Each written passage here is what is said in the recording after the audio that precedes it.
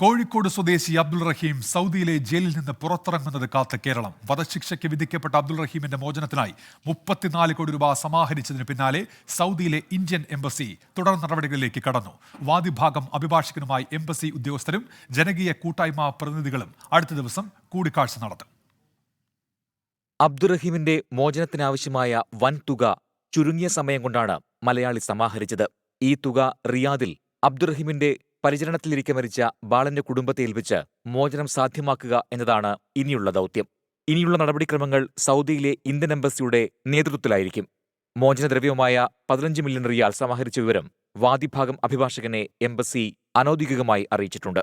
തിങ്കളാഴ്ച എംബസി ഉദ്യോഗസ്ഥരും ജനകീയ കൂട്ടായ്മ പ്രതിനിധികളും അഭിഭാഷകനുമായി കൂടിക്കാഴ്ച നടത്തും.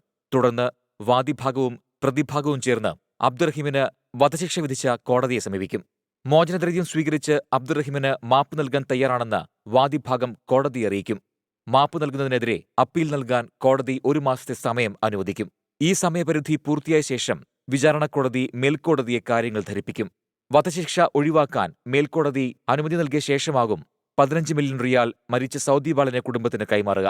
ഇതോടെ റഹീമിന്റെ വധശിക്ഷ കോടതി റദ്ദാക്കുകയും ജയിൽ മോചിതനാക്കാനുള്ള നടപടിക്രമങ്ങളിലേക്ക് കടക്കുകയും ചെയ്യും. നടപടിക്രമങ്ങളെല്ലാം പൂർത്തിയാകാൻ 2 മാസത്തിൽ കൂടുതൽ സമയമെടുക്കും എന്നാണ് സൂചന. യൂസഫ് കാക്കഞ്ചേരിയാണ് മോചനവുമായി ബന്ധപ്പെട്ട തുടർ നടപടികൾ ഏകോപിപ്പിക്കുന്നത്. ജലീൽ കണ്ണമംഗലം, 24, ജിദ്ദ.